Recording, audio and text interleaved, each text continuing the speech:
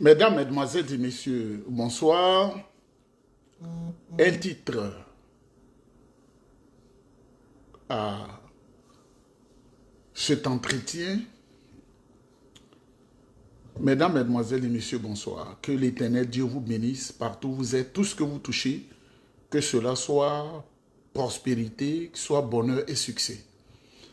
Le titre de cette vidéo, la Côte d'Ivoire est devenue un pays hors la loi avec Dramane Ouattara.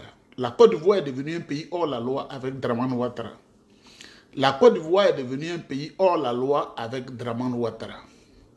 La Côte d'Ivoire est devenue un pays hors la loi avec Dramane Ouattara.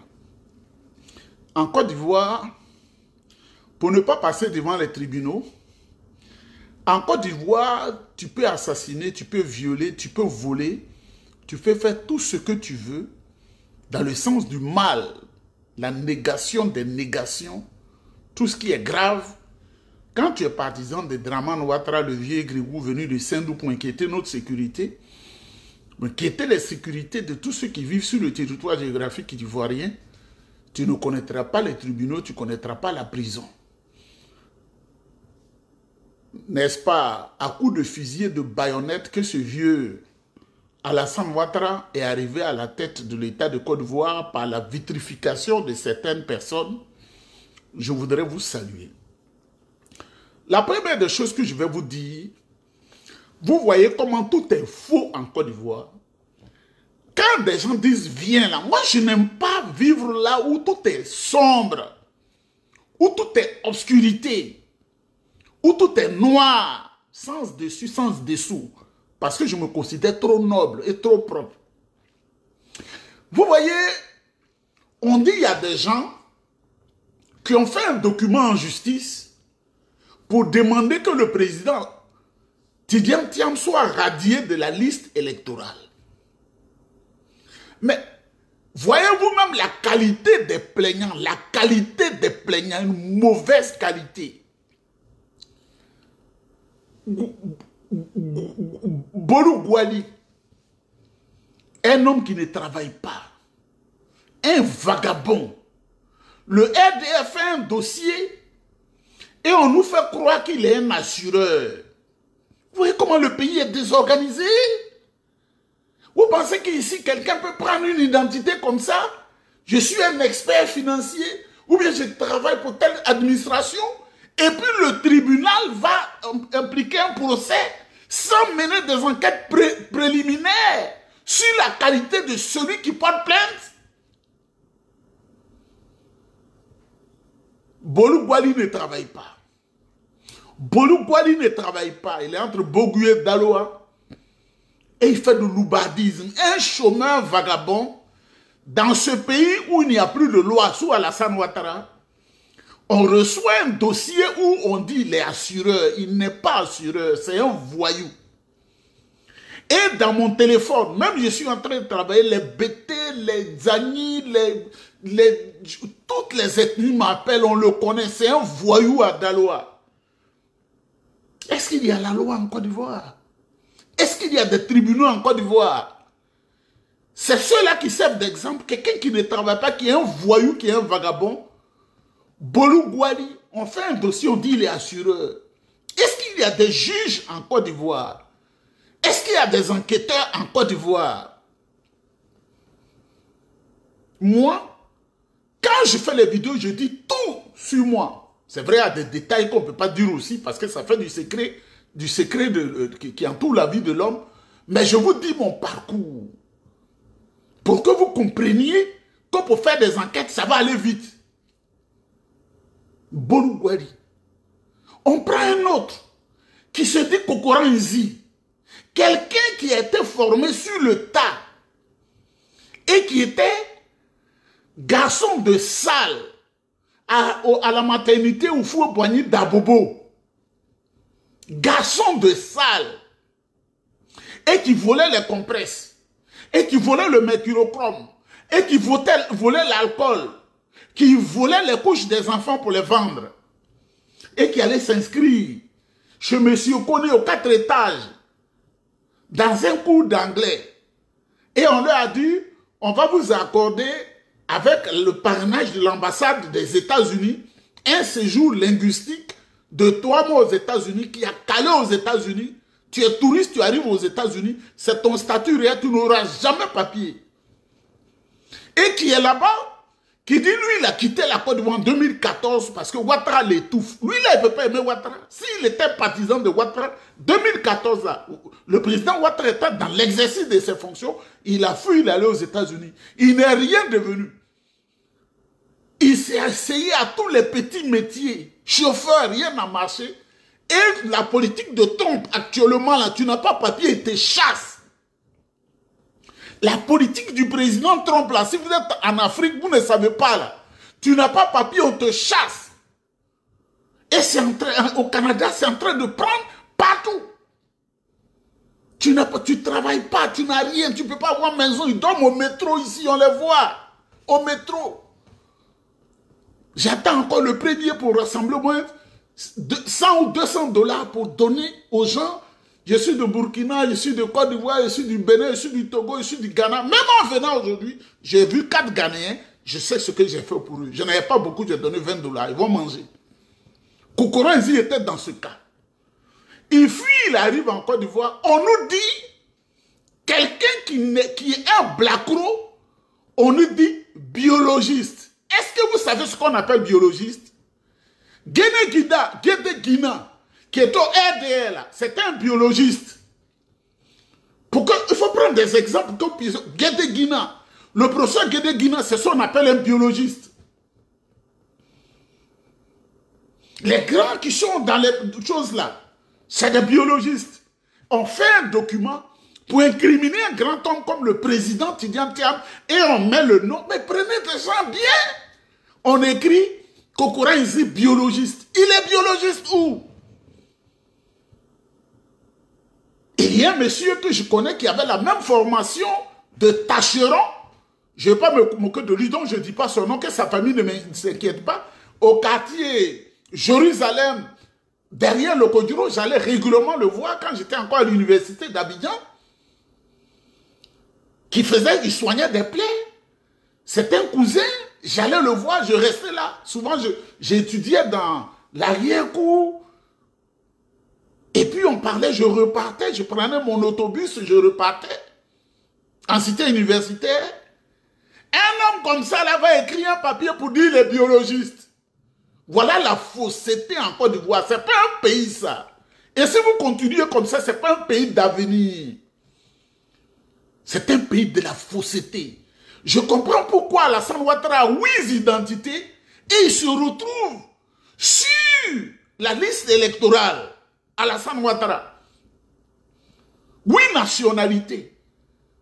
Quand tu épouses une femme là, tu prends sa nationalité. Il a épousé une jamaïco-américaine, Barbara Jean Davis.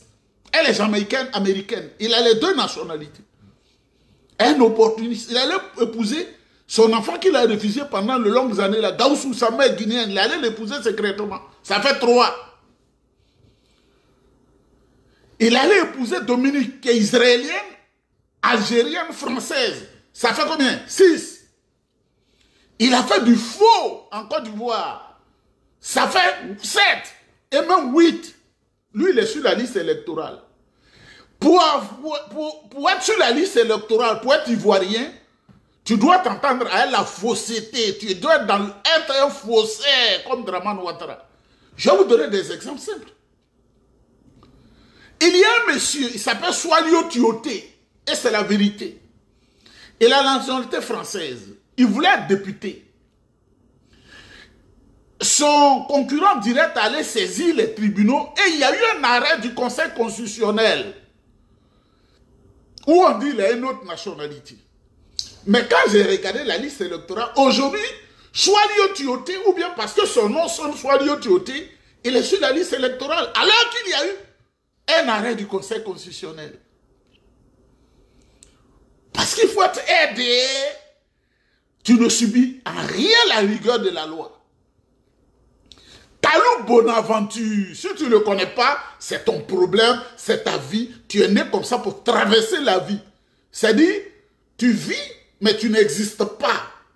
Parce qu'exister, c'est marqué d'une empreinte indélébile la vie et puis on se souvient de toi. Kalou Bonaventure, en 2005, il a pris la nationalité néerlandaise. Donc il est néerlandais, il est ivoirien. Kalou Bonaventure est il est maire de Vavoua. Il est sur la liste électorale. Vous voyez? Mais je dis, la vidéo ne sera pas longue. Vous voyez l'injustice qu'on fait au président Tidiane Thiam là. Je suis allé dans la profondeur, comme le dit Jenny Pacheco, pour découvrir tout ce qui est crou. Cette femme bizarre qu'on appelle Aminata Touré, épouse Touré, et s'est mariée à son cousin. Aminata Touré, épouse Touré, son propre cousin, hein? Son propre cousin, l'enfant de sa tante. Ils sont mariés pour faire des enfants bizarres. Parce que c'est la consanguinité qui va influencer leurs enfants, ils seront des Kouroum. Et on m'a dit qu'elle est originaire de la Guinée-Conakry et même de la famille Sékou Touré, selon ce qu'on m'a dit. Et que quand Sékou Touré est tombé en 84, c'est cette bande de faussaires-là qui sont venus à Abidjan. Et qui ont hérité de la nationalité par habitude. Cette femme-là, on dit qu'elle a eu peur.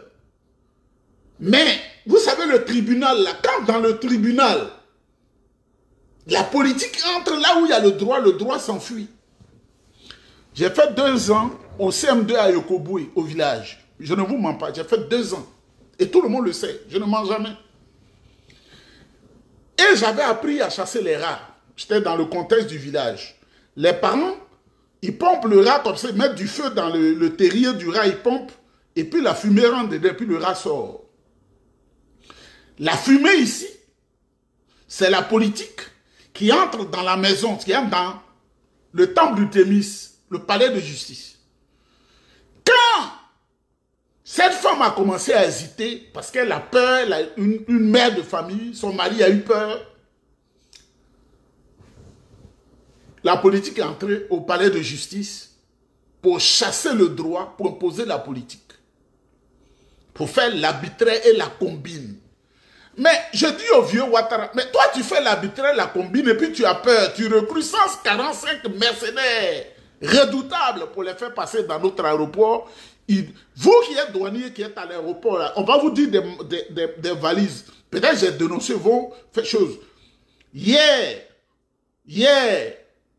jeudi, vendredi, samedi, dimanche, lundi, les 5 jours, là, il y a des matériels qu'on va vous dire de ne pas contrôler, de ne pas chercher à savoir les 45 redoutables personnes, des mauvaises personnes. Alassane Ouattara est en train de les faire venir avec la société Initiative qui est israélo-britannique pour faire du mal. Vieux Alassane.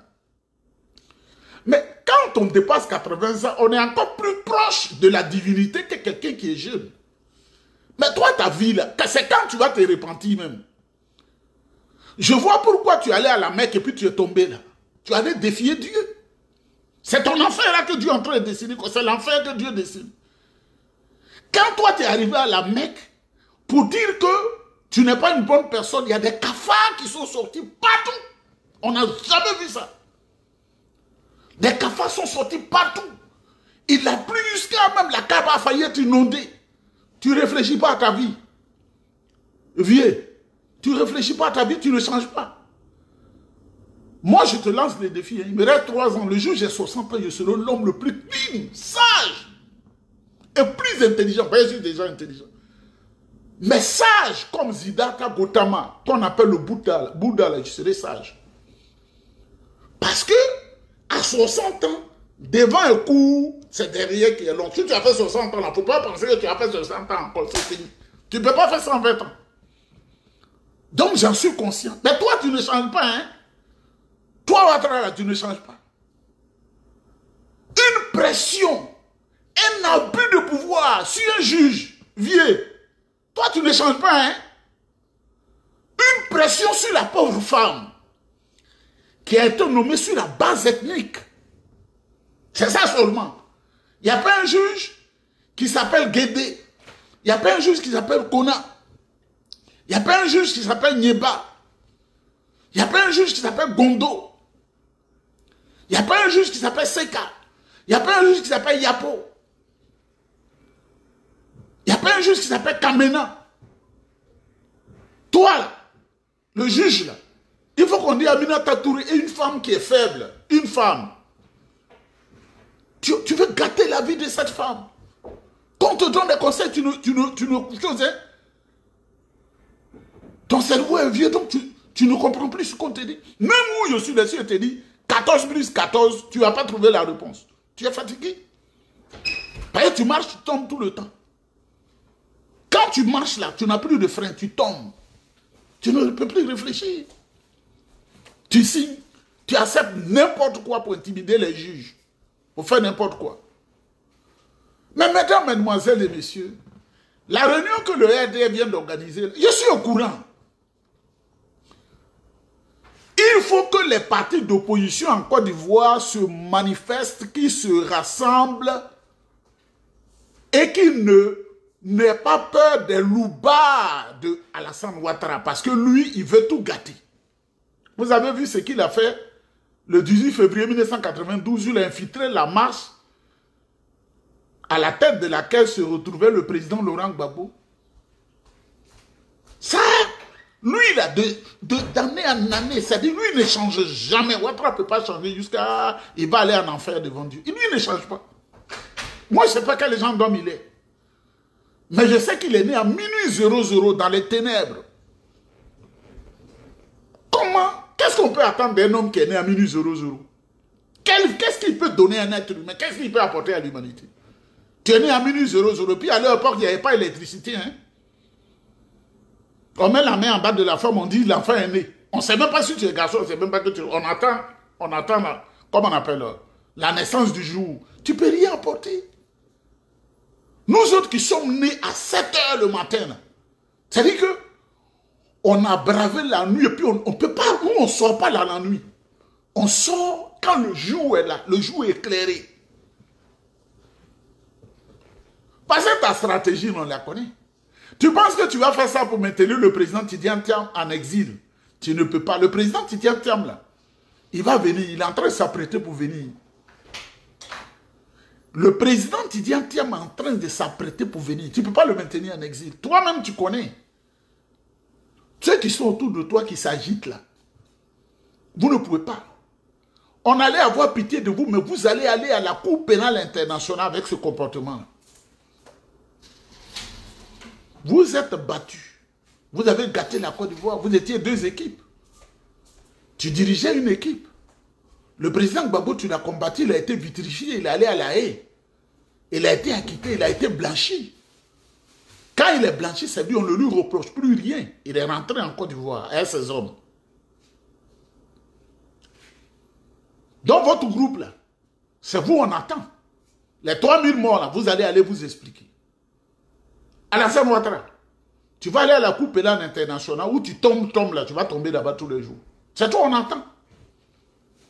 Sinon, ce tribunal s'est discrédité jusqu'à ce qu'on t'amène là-bas. Parce que tu es en train d'aggraver ton cas et faire en sorte qu'on remplisse les dossiers. Tu es en train d'aggraver ton cas. Chaque jour, tu aggraves ton cas. On veut avoir pitié de toi, mais toi-même, tu n'as pas pitié de toi. Toi qui es né à Ouagadougou, tu es né à Sendou, précisément du village de Noumdara. Tu allais faire un faux papier un dimanche qu'on signe un papier en Côte d'Ivoire. À Dembokro. Ah, vieux, il faut avoir pitié de toi quand même. On n'est pas contre toi, mais tes agissements font peur. Maintenant, c'est des armes que tu achètes pour attaquer les gens. Quand tu dors, est-ce que tu dors tranquillement même? Devant ta conscience, le président Houphouët-Boigny nous a dit l'être humain a 3 juges. Je suis oufouettiste dans l'âme. Mais toi, tu n'es pas oufouettiste, tu n'es pas un oufouettiste. Le président Houphouët-Boigny a dit l'homme a 3 juges. Sa conscience, Dieu et la société dans laquelle il vit.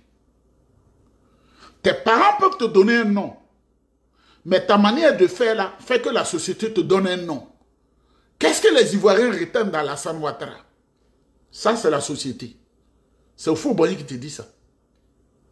Ta conscience, quand tu dors la nuit, est-ce que tu es en paix avec ta conscience et tout ce que tu fais là? Est-ce que tu es agréable à Dieu? Houphouët-Boigny, là, à travers moi, il te dit la vérité. Pour finir, je voudrais remercier tous les Ivoiriens, toutes les Ivoiriennes qui ont posté l'image du vieux Loboué, qui était un fidèle compagnon du président Houphouët-Boigny. Moi, je ne suis pas devenu militant du PDCI. Je suis né au PDCI. Le PDCI, là, le jour où il naissait, même déjà, je suis PDCI. Et un jour, la vie devait me quitter. C'est le drapeau du PDCI qu'on va mettre sur mon cercueil pour m'envoyer.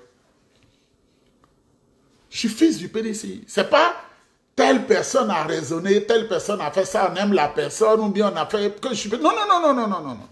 Je suis fils du PDCI. C'est le PDCI que je connais. Ce n'est pas les partis qui sont nés qui vont disparaître. Là. Le PDCI fait 79 ans cette année. Dites à Alassane Ouattara de changer. Le président Tidiane va venir. Et je vous dis, écoutez-moi très bien. Le président Tidiane va prendre la Côte d'Ivoire. Via Alassane. Le président Tidiane va prendre la Côte d'Ivoire. Toutes ces manigances-là ne peuvent pas prospérer. Le président Tidiane va prendre la Côte d'Ivoire. Et on l'attend. On attend son entrée. Comme les grands prophètes qui allaient se recueillir dans les hautes montagnes et qui venaient avec la lumière. Comme l'a dit le philosophe allemand Friedrich Nietzsche, je suis allé dans les montagnes. J'ai rempli ma coupe. C'était une coupe de sagesse et de connaissance. Je viens au milieu de vous pour la vider, pour vous donner la sagesse et la connaissance. Le président Tidiane Thiam, il est en route. Je vous le dis. C'est pourquoi vous, qui pour des petites choses, vous vous sentez un peu découragé, un peu amorphe. Mais la lutte politique, elle n'est pas linéaire. La lutte politique, c'est comme ça. Il faut que vous dites que vous aimez. Vous pensez qu'il a eu le pouvoir là facilement? Hein? Ils ont décapité plusieurs de ses compagnons. Notre grand-père, quand le président Houphouët-Boigny a dit à Biaka Boda d'aller à Boisflé pour intervenir dans le cadre du RDA, ils ont décapité, ils ont enlevé la tête de Biaka Boda. Et comme Alassane Ouattara, à l'âme de ceux qui ont tué Biaka Boda, lui aussi il a tué Kofi Toussaint, il a décapité Kofi Toussaint. Vous voyez, des gens comme ça. Parce que quand les gens meurent, ils se réincarnent. Le démon les guide. Le président Alassane Ouattara, lui aussi, ceux qui ont coupé la tête de Biaka Boda, Alassane Ouattara, il s'est réincarné, il est venu, il a coupé la tête de Kofi Toussaint. Notre grand-père allait en mission au compte du président Houphouët-Boigny dans une zone difficile. Il ne veut pas faire pleurer la famille. S'il n'avait pas eu la chance, toute sa vie, il avait une machette dans ton dos comme ça. Les gens ont failli complètement le faire chose. Et dans ce village qui était RDA à 100%, ils ont pu mettre la main en 1949 sur ces tueurs patentés. Souvent le grand-père qui est resté malade pendant 1 an. C'est-à-dire, ils ont mis. C'est-à-dire, si le monsieur avait mis un deuxième coup, c'était fini. Et il a été sauvé. Mesdames, mesdemoiselles et messieurs, on est ensemble. Que Dieu vous bénisse. On est ensemble. La première chose, abonnez-vous à cette page. Cliquez sur le bouton s'abonner qui s'affiche juste en bas. Et la deuxième chose, cliquez sur la cloche de notification pour ne rater aucune des vidéos que je publie ici très régulièrement. Retrouvez KDV sur YouTube, Facebook, TikTok.